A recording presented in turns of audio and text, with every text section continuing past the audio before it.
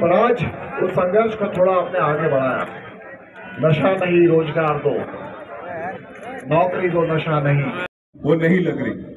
जो शक्ति नशाखोरी को मुक्त करने में लगनी चाहिए थी वो नहीं लग रही।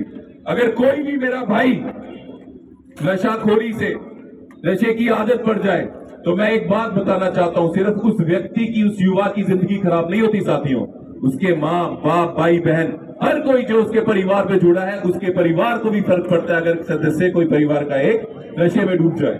तो इसको रोकने के लिए, देश को मजबूत बनाने के लिए हम सब एक साथ आगे बढ़े।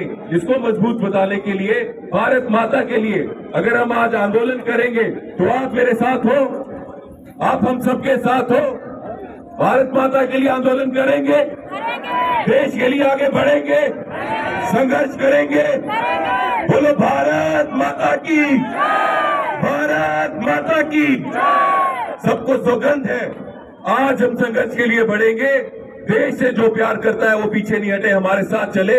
आज संघर्ष करेंगे और इनको पता चलेगा आगाज उत्तराखंड से निकला है, जो दिल्ली की पार्लियामेंट की दीवारों को भी हिलाएगा कि हम सब एक साथ हैं देश के लिए। धन्यवाद। और मैं देख रहा हूँ कि हमारे पिथौरागढ़ से भी साथी यहाँ आए, खटीमा से भी आए, उत्तरकाशी से भी आए, चमोली से भी आए, हरिद्वार से भी आए हैं। और यही सबसे बड़ी उपलब्धि है वर्तमान यूथ कांग्रेस की कि पूरे देखिए, प्रदेश के नहीं पूरे देश के युवाओं के सामने सबसे बड़ी चुनौती आज रोजगार है, जिस पर हमारी दोनों सरकारें, चाहे प्रदेश की हो चाहे देश की हो, वो विफल रही है। दूसरी सबसे बड़ी जो समस्या, जो गंभीर चुनौती अब बन रही है, वो नशा है। देश का और हमारे प्रदेश का विशेष तौर पर अब गाँव के अंदर छोटी छोटी जगह पर नशा इतना फैल चुका है, चाहे शराब के रूप में हो, चाहे वो सूखा नशा जो लोग बोलते हैं उसके रूप में हो, उससे पूरे युवाओं को अपने गिरफ्त में ले लिया और सरकार इस पर कुछ भी करने को तैयार नहीं है। प्रशासन पूरी तरह विफल है, पुलिस प्रशासन विफल है पूरी तरह से। इन्हीं दो मुद्दों को लेकर हमारी जो युवा कांग्रेस है, उत्तराखंड प्रदेश युवा कांग्रेस के नेतृत्व में आज एक सचिवालय घेराव का कार्यक्रम है। आप देख रहे हैं बड़ी जोश के साथ सारे युवा, प्रदेश के हमारे तमाम बड़े नेता भी इसमें शामिल हैं और ये दो मांगों को लेकर मुख्यतः आज हम लोग निकले हैं। इसको किस तरह देखते हैं? नहीं, वही मैं कह रहा हूँ, वो इतनी गंभीर चुनौती है आज की तारीख, और सरकार विफल है ना।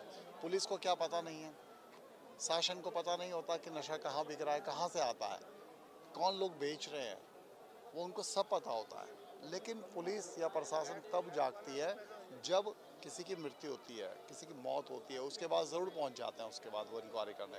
लेकिन भैया आप उनको पकड़ो ना जो इसके व्यापार में, इसके कारोबार में। और अभी पीछे तो कई बार ये देखने को आया कि नशे के कारोबार में लिप्त कौन है। भारतीय जनता पार्टी के बहुत लोग आपको दिखेंगे इसके अंदर, कई नाम ऐसे निकल के आ रहे हैं। देश में सबसे बड़ा नशा आज अदानी के पोर्ट में पकड़ा जाता है। सबसे ज़्यादा जो मादक पदार्थ है, जो नशे का जो पदार्थ हैं, वो सब ज़्यादा से ज़्यादा वहाँ पकड़े जाते हैं। क्यों नहीं इसकी इंक्वायरी होती, चाहे वो राष्ट्रीय स्तर पर हो चाहे प्रदेश स्तर पर हो।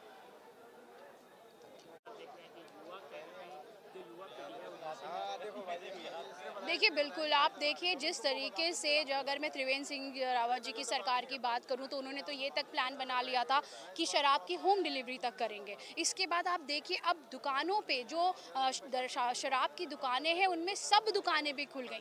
पहले आप सब ऑफिसेज देखते थे, अब सब दुकानें खुल रही हैं। आप देखिए रेजिडेंशियल एरिया में पहले दुकानें नहीं होती थी शराब की, लेकिन आज एक रेजिडेंशियल एरिया में आप देखिए 10-10 दुकानें हैं। मैं एक छोटा सा एग्जाम्पल दूँ, मैं कैनाल रोड से आती हूँ, आज वहाँ पिछले 3 महीने के अंदर 8 शराब की दुकानें खुल गई हैं।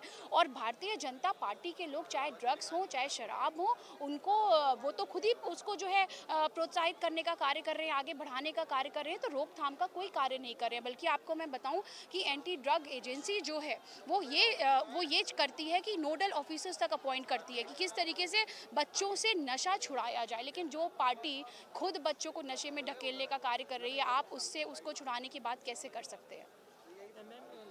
क्यों नहीं? आप एक बात बताइए, आज वो बच्चा तक गाड़ी ड्राइव कर रहा है जिसके पास लाइसेंस भी नहीं है, जिसकी उम्र भी कम है, उसके बावजूद आप गश्त करते हैं, लेकिन आप ऐसे युवाओं को रोकते नहीं हो। जब रोकते हैं तो आप उन्हें कैसे छोड़ देते हैं, ये देखिए आपको सबको पता है। जब पुलिस प्रशासन हो या ट्रैफिक पुलिस हो, उसको सरकार की तरफ से एक मुझे लगता है एक टारगेट सेट कर दिया जाएगा कि इतना टारगेट, इतनी वसूली करके आपको लेके आनी है, तो वो क्या करेगा आप बताइए?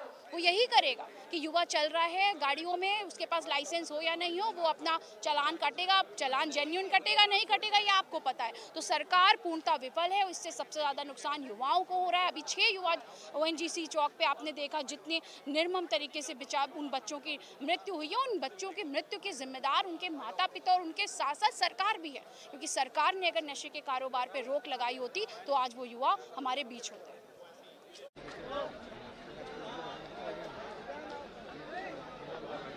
हेलो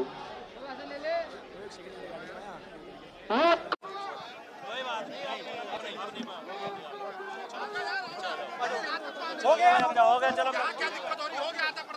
के युवाओं की एक मांग, नशा नहीं रोजगार दो।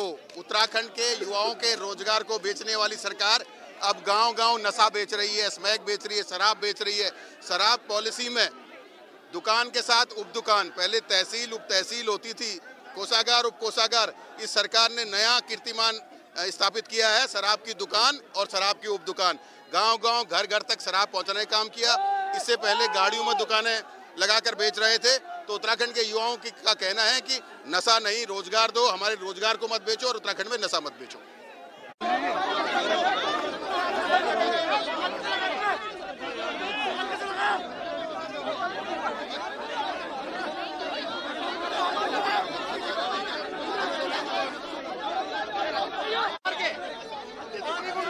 क्या? अरे आगे क्यों नहीं जा रहे? आओ निकल जाओ, आओ भाई साहब आओ।